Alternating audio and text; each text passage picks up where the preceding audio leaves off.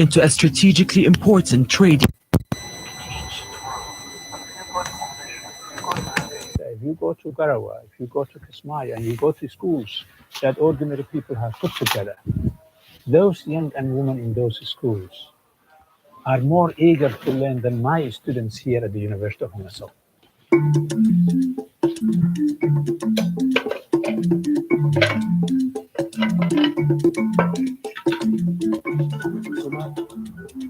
Around 12 million Somalis, most of them herders, farmers, and fishermen, live in the country's 600,000 square kilometers. Despite being a member of the Arab League, Somalia's main language is Somali. The only Arabic speakers are people who studied the language or lived in Arab countries. In 1884, the United States and 13 European countries met in Berlin. Their aim, to divide the African continent between them. They divided what we know as Somalia into 3 provinces, each ruled by a different European country. British Somalia, Italian Somalia, and French Somalia. The mainly Somali region of Ogaden was taken by the Ethiopian Empire and the NFD by Kenya. The incredible thing about Somalia is that if you go way back in its history, it's always been either fought over or had foreign powers intervening in some way.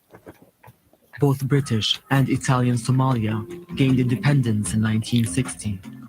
French Somalia voted to remain under French rule, despite accusations of ballot rigging, but later voted firmly for independence in 1977 and became Djibouti. The former British and Italian territories immediately united, forming Greater Somalia on the 1st of January 1960. Somalis elected Adam Abdullah Othman as the first president of the united country. He ruled for 7 years and was succeeded after a free and peaceful election by Abdel Rashid Ali Sharmarka. This was when Somalia's peace and stability earned it the nickname the Switzerland of Africa. It was led by General Siad Barre, who would be the dominant figure in Somalia for the next 2 decades. Somalia's experiment in democracy was over. The rifle, not the ballot box, would now govern the country. Barre dissolved parliament, suspended the constitution, banned political parties, arrested politicians, and limited press freedom. We had only accepted the... Barre's government was supported by the 2 superpowers of the day, the United States and the Soviet Union. It built the country's infrastructure and radically improved literacy.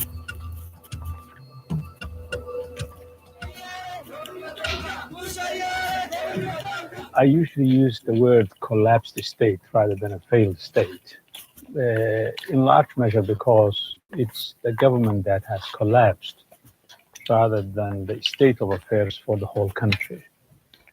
This is a country at one point that was the democratic country in Africa.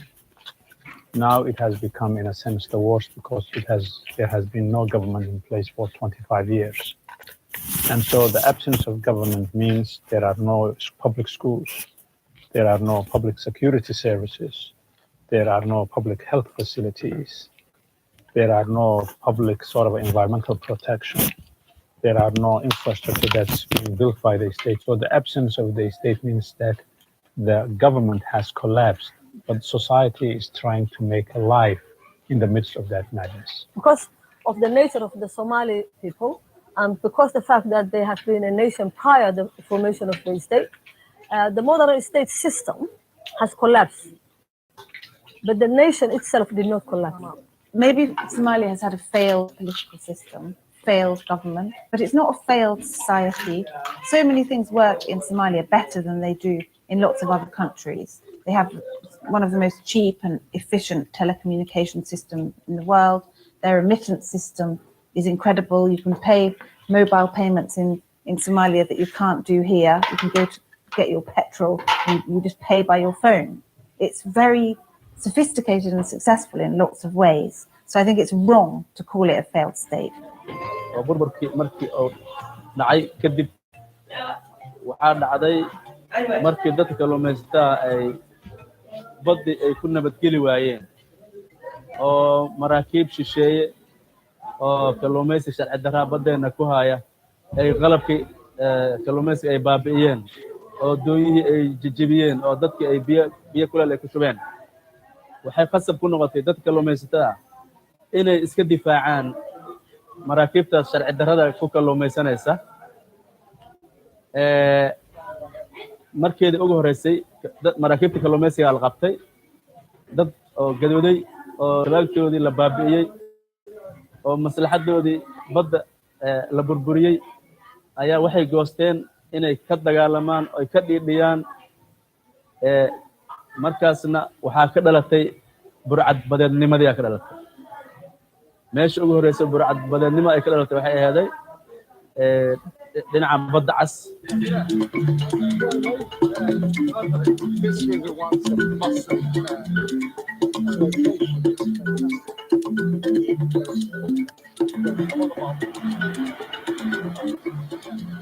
It all started for me when I went to a region in Somaliland called Sanag, and a little village, a little fishing village on the coast where my family came from.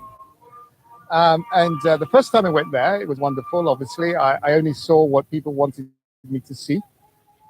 But as I started to go there on a regular basis annually, I noticed that the fishermen and their activity was getting less and less and less and less.